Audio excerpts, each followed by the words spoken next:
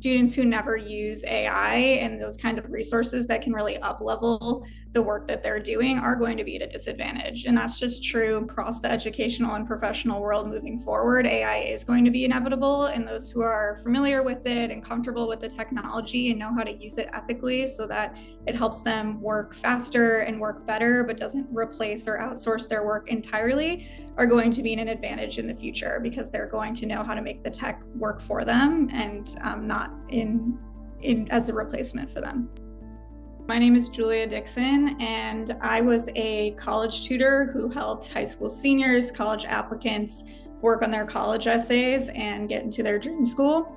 So through that process, I really saw just how competitive the college application landscape has become, and also how expensive it is for resources like college advisors or tutoring services.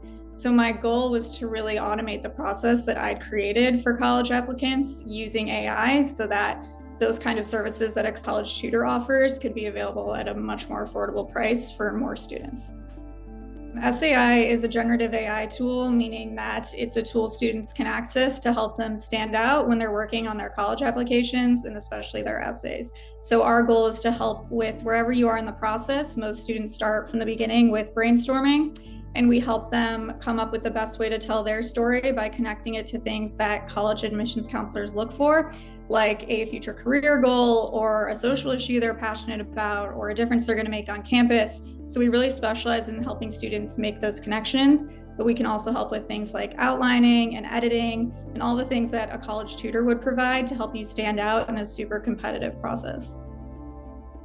Using AI to help with your college application is not cheating as long as you're using ethical tools and ethical practices. So again, guiding principle, you should never submit AI generated work as a final product. So you should use AI to infuse your brainstorming process, your outlining capabilities, your editing, whether that's quality of writing, accuracy, being more concise.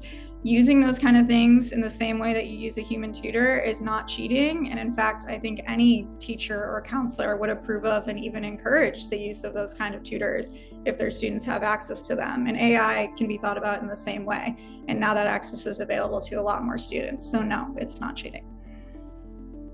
I think that AI in education is as inevitable as the internet or a search engine, which also people were skeptical about in the beginning, and what will happen when students turn to Google instead of encyclopedias, and now that feels almost silly to ask. So I do think that a lot of educators who are embracing AI view it that way and see things like training their students on how to write better prompts, how to use AI ethically, how to use AI to be more creative, and really as that sort of thought partner and built-in tutor will be at an advantage.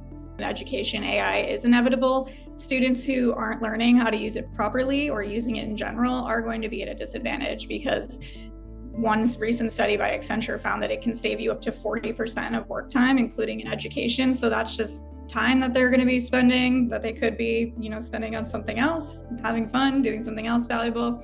And they're just going to be at a disadvantage when it comes to learning tools that are going to be used throughout the rest of their life and their work and their school. So I think the sooner that students can get familiar with this tech, the more ahead they'll be in the rest of the education and professional world.